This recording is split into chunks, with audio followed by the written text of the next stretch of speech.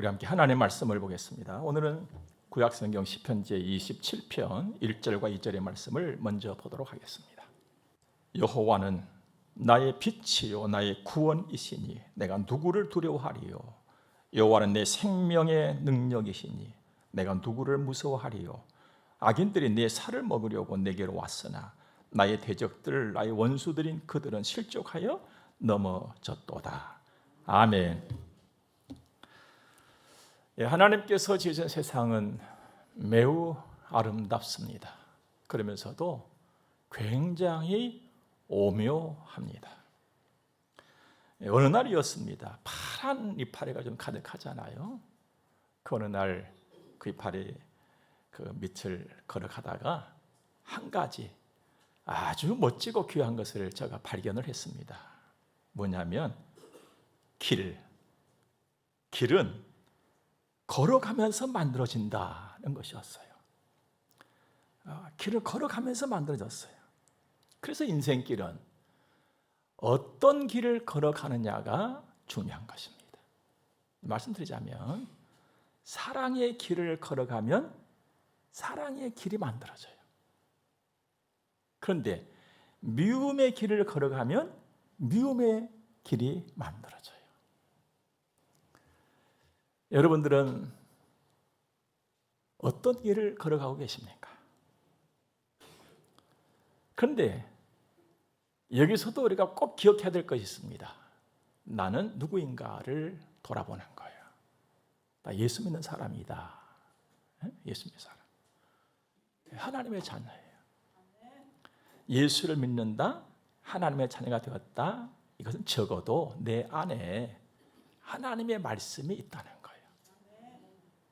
어떤 사람은 좀 적게 쓸 수 있고, 어떤 사람은 많이 쓸 수 있지만, 내가 예수를 믿는다는 것은 하나님의 말씀이 내 안에 있다는 거예요.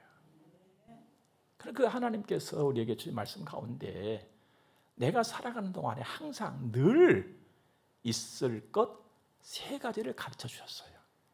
하나는 믿음, 하나는 소망, 하나는 사랑. 그렇다면 이 길을 걸어가라는 거거든요. 너 믿음의 길을 걸어가는 것이죠.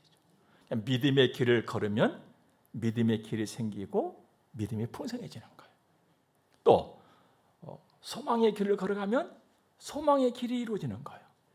그 소망이 풍성해져요. 사랑의 길을 걸어가면 사랑의 길이 만들어지면서 풍성한 사랑이 되어지는 것이죠.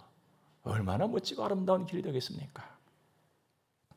믿음의 길, 소망의 길, 사랑의 길, 하나님께서 가르쳐 주신 이 길을 걸어가면 천지를 지으신 하나님이 나와 함께 하세요. 그래야 느끼게 되는 거거든요. 여러분, 하나님께서는요, 비가 오나 눈이 오나 우리와 함께 하세요.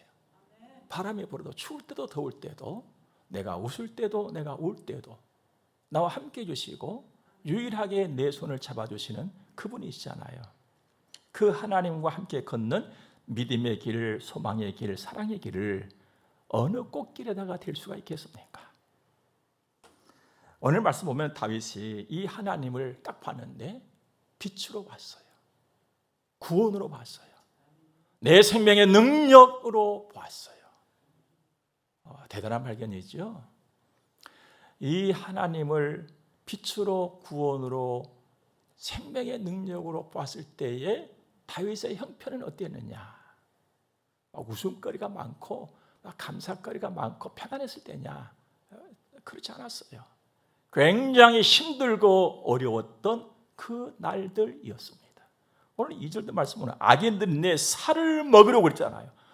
자기를 막 죽이려고 하는 대적들이 몰려있는 그런 상황 시절이었어요.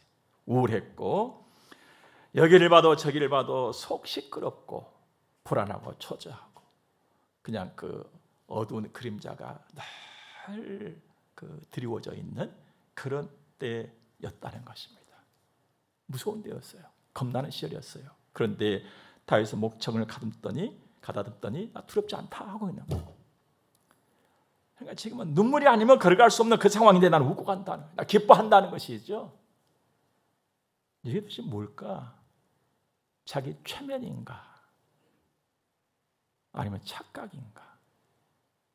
아니 지금 어둠침침한 그 길을 걸어가면서도 좀 무섭고 두려워할 수밖에 없는 그 상황에서도 안 무섭다 그러니까 이게 착각이 빠진 거냐, 자기 최면에 빠진 거냐.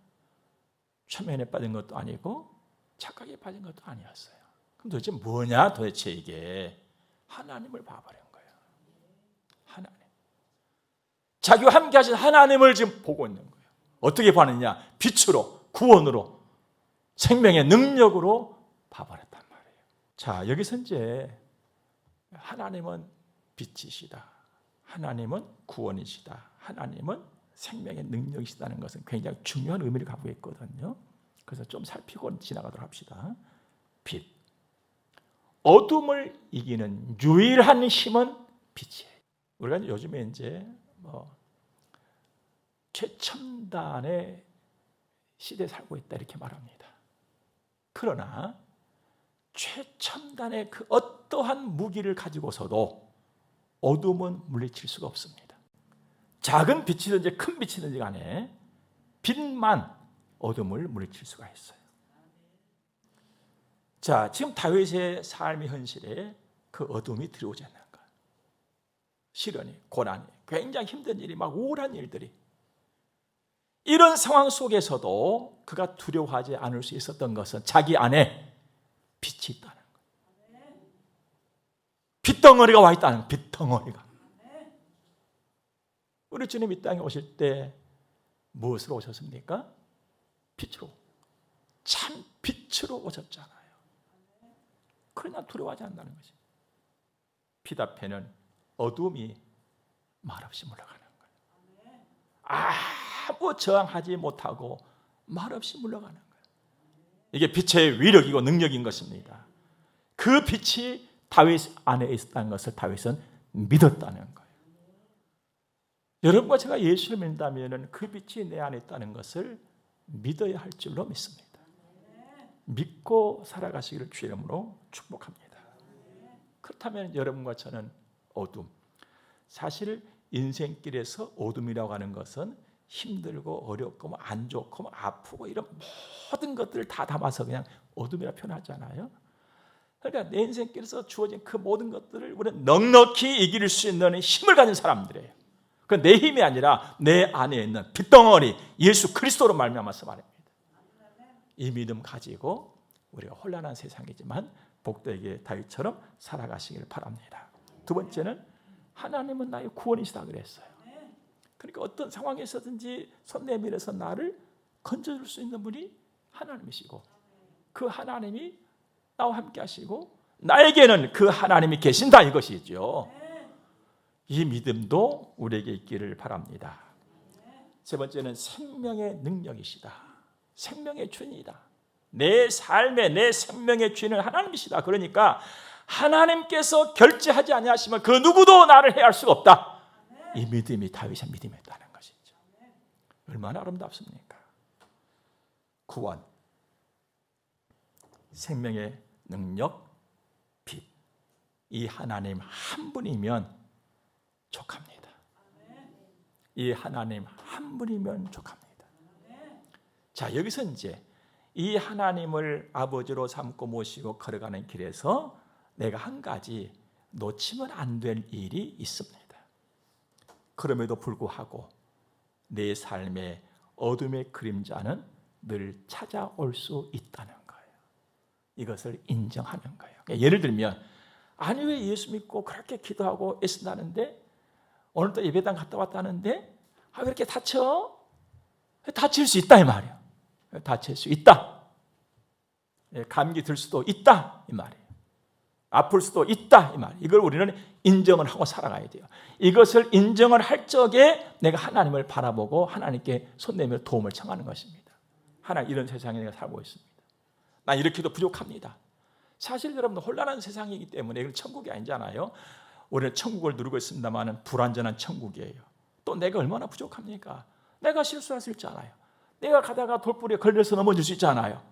그러므로 하나님 내 손 늘 잡아주시라고, 늘 나를 붙잡아 주시도록 기도하고 예를 쓰면서 살아가는 것이 믿음의 사람들의 지혜란 이 말입니다. 수시로 하나님 도움을 우리는 구해야 되는 것이죠. 하나님의 도움을 받아야 됩니다. 그래서 주님이 늘 일러주신 말씀 하나, 깨어있어라. 깨어있어라. 세상 도움은 그 어떠한 도움이 됐든지 간에 한시적입니다. 잠깐이에요. 그거 충분하지 못합니다.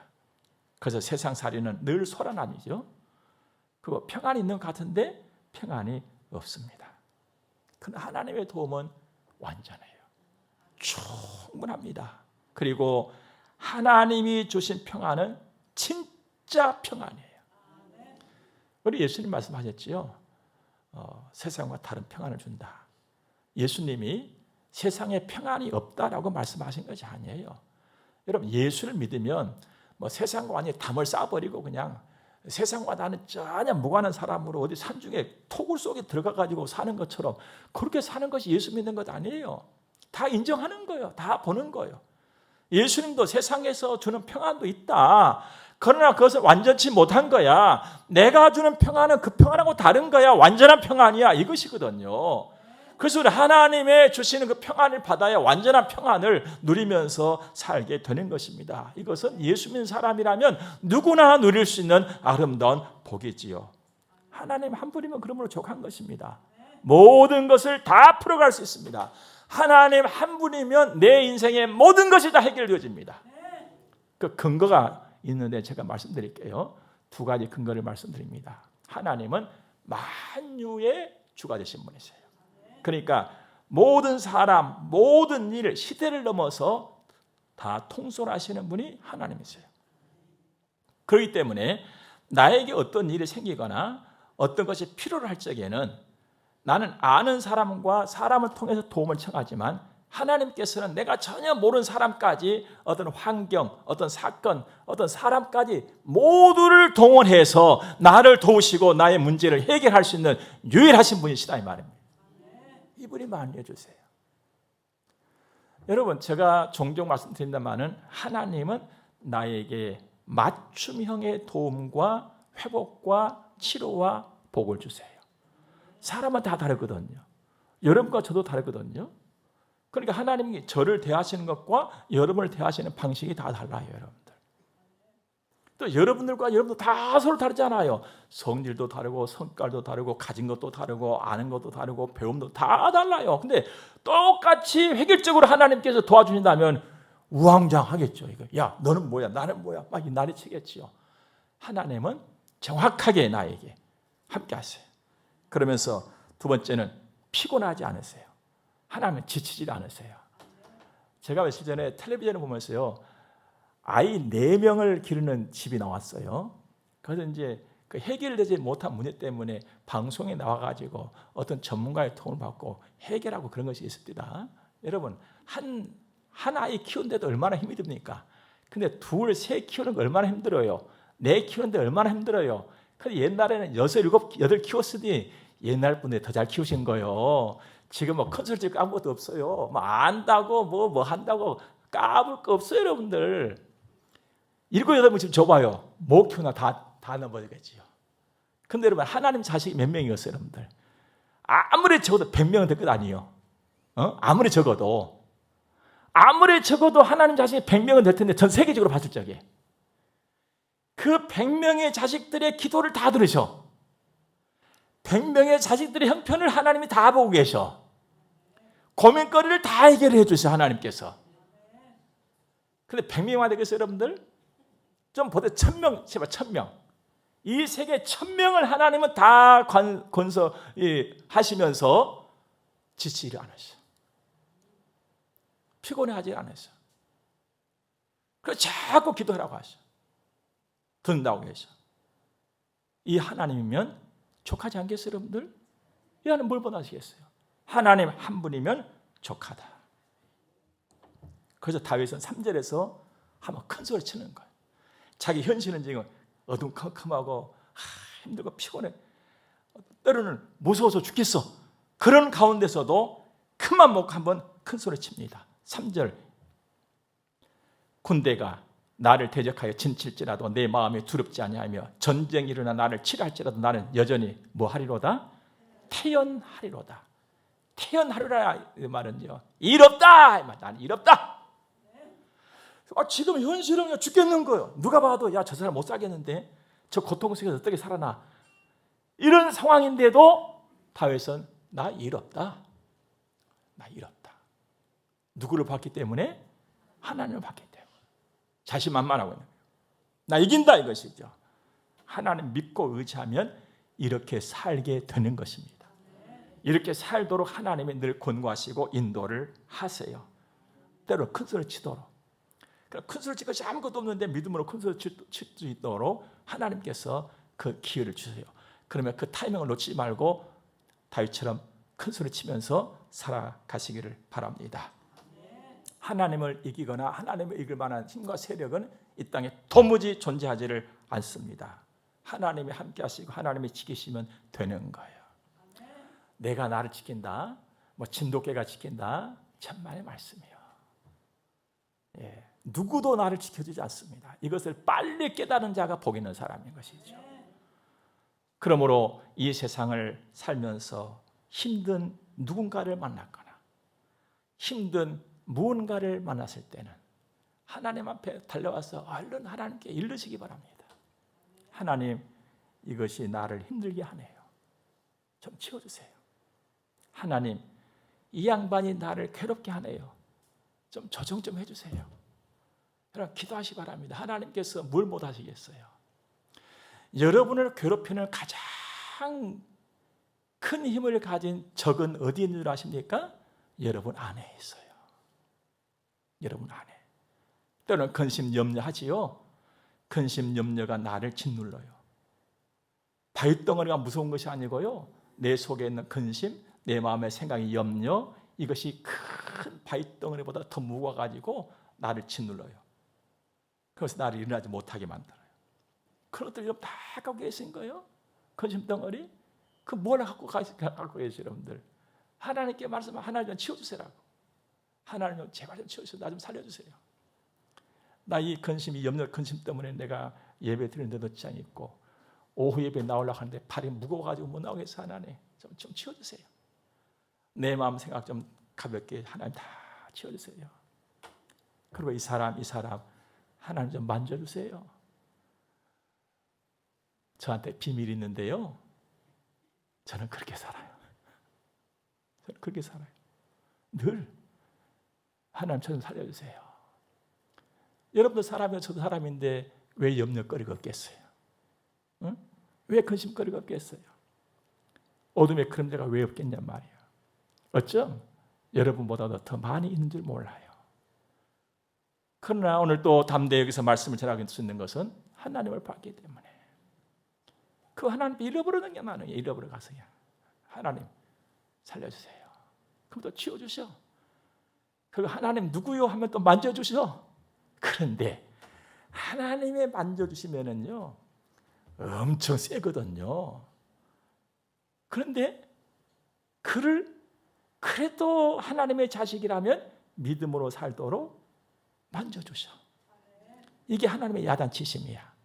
그러니 도망만 치지 마시기 바랍니다. 도망쳐버리면 죽어.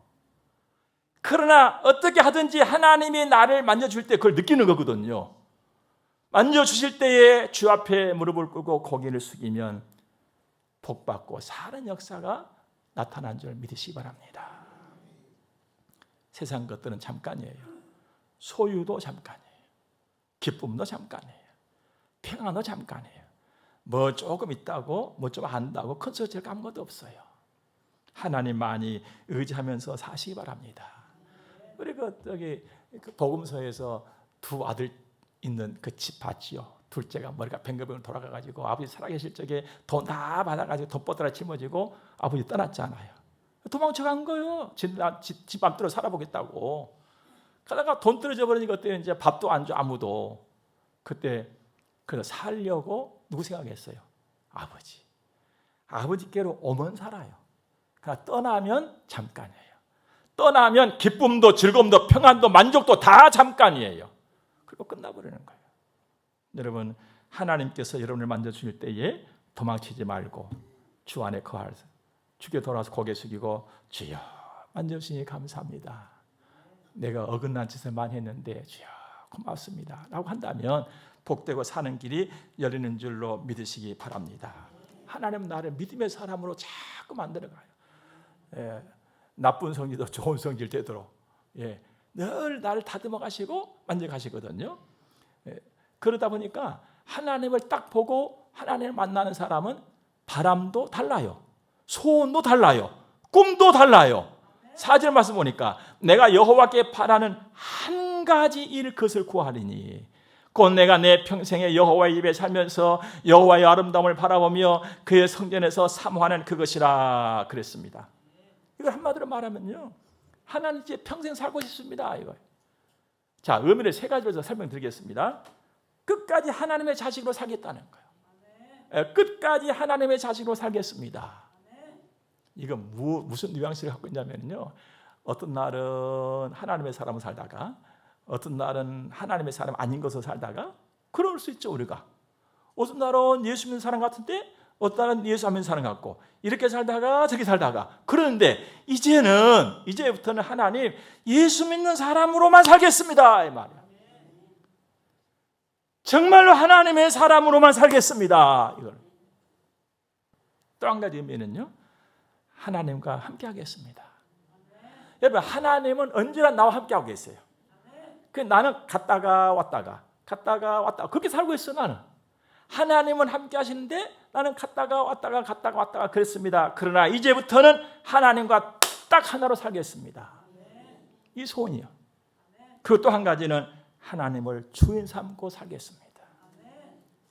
요 한 가지, 내가 평생에 여호와의 집에 살면서 거기서 뭐 할 건데 하나님의 아름다움을 보고 하나님을 사모하는 것입니다.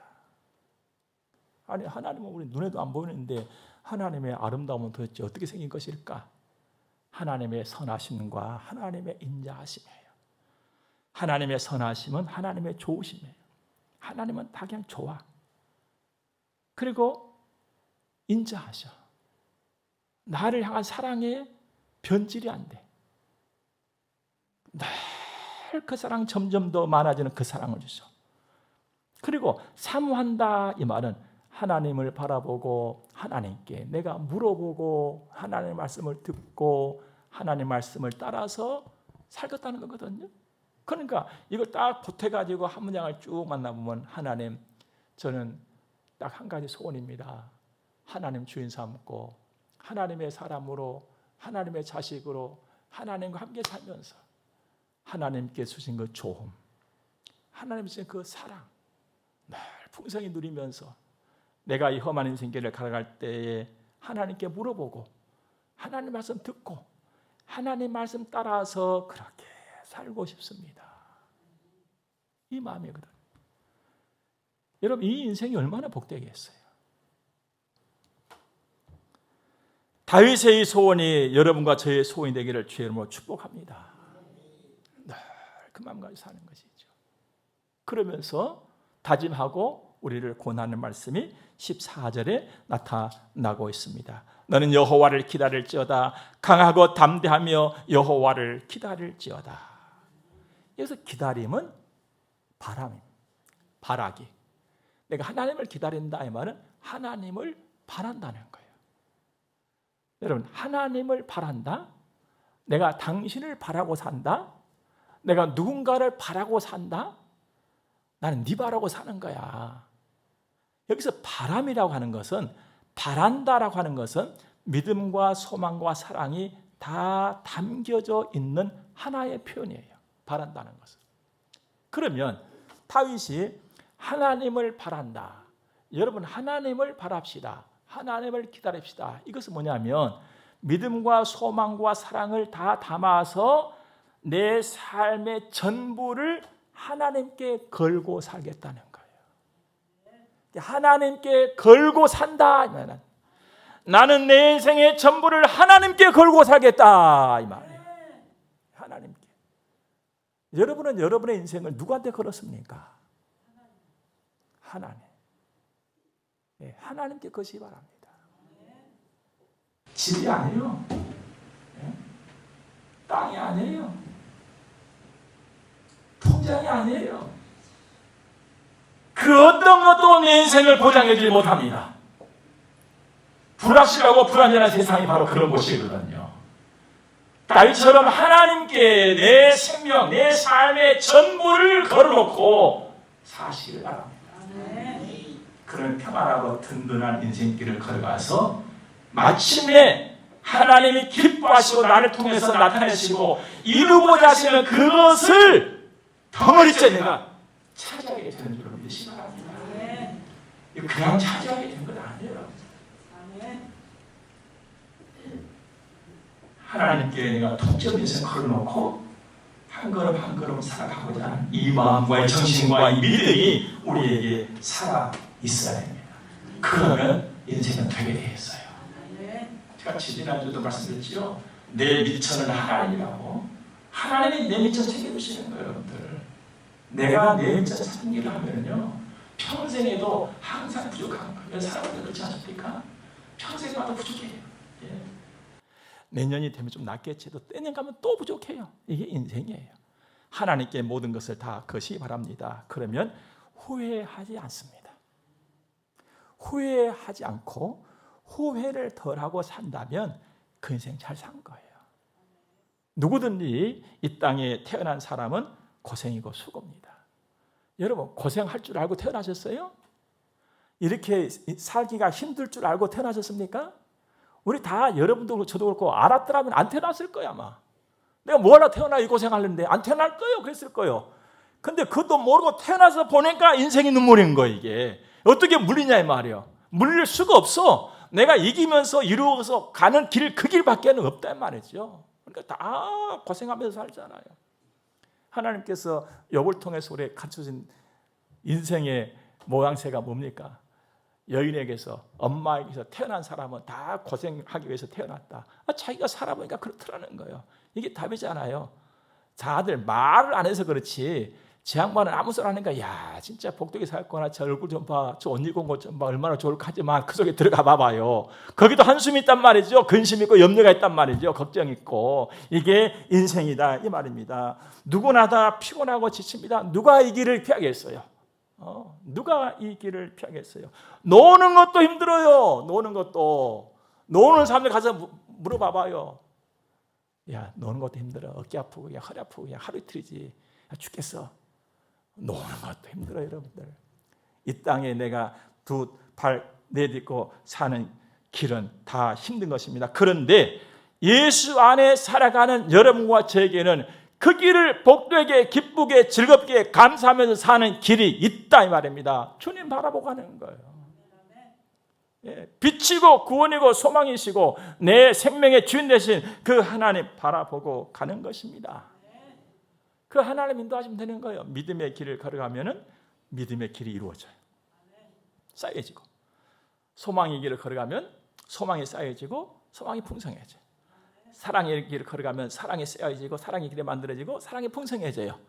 그런데 하나님은 굉장히 좋은 팁을 하나 우리에게 지금 주시는데 14절 보면은 너는 여호와를 기다릴지어다 그러면서 강하고 담대하며 야, 하나님 바라보고 하나님께 다 걸고 살아라.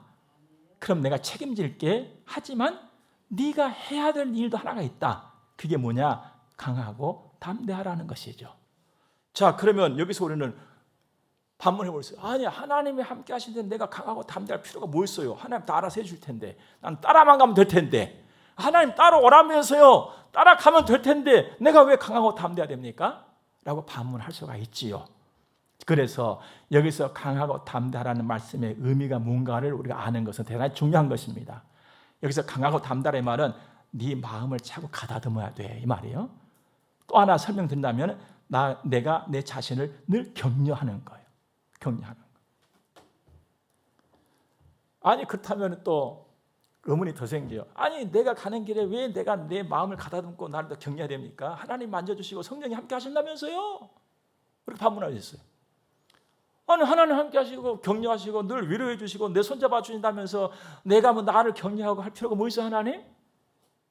하나님 있다 하시는 거예요. 왜냐? 네 사람이지 않냐? 너는 사람이야 사람 이거거든요.